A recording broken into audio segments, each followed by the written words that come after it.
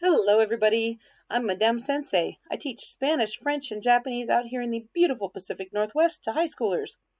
I'm thinking my way through the Harvard Project Zero thinking routines, and if you want to discuss it with me, I'm at studio-nemo.com, and you can ping me at the Duolingo Educators Network and at the Minecraft Education Ambassadors.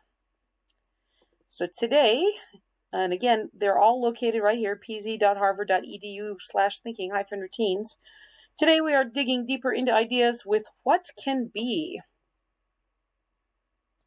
What can be also appears in perspective taking.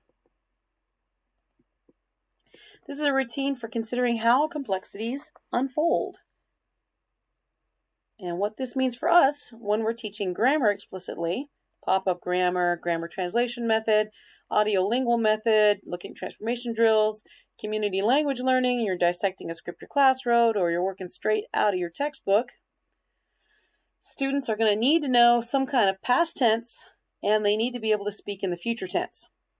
So for my second year students, I'm not a bear if they accidentally mix up passé composé and imparfait, or preterito and imperfecto, or whatever, as long as they're trying to use some kind of past tense, I'll just say the correct form and remind them why, and then we'll move along our merry way. But I want them to be expressing their ideas, not raising their affective filter, and not feeling like they can't express their ideas because they can't remember the difference or they can't remember the exact form or whatever.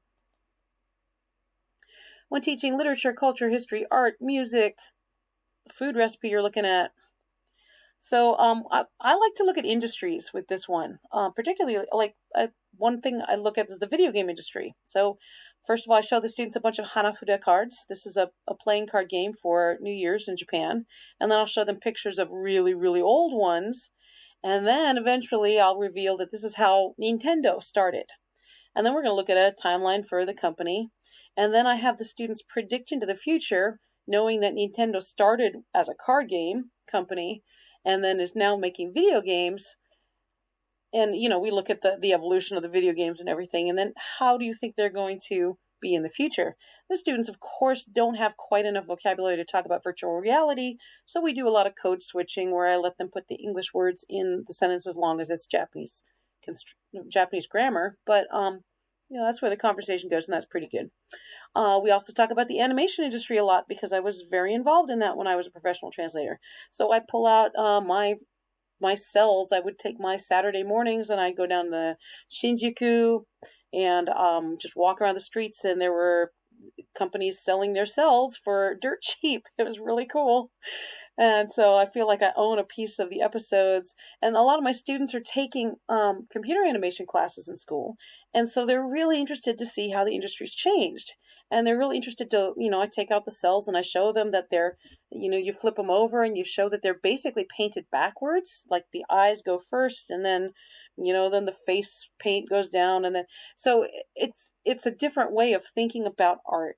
And so that's pretty interesting. And then we can project into the future. All right, so knowing that this is how cell animation started, and now we're in computer animation, and my students understand computer animation much better than I do. How do you predict things are going to be in the future?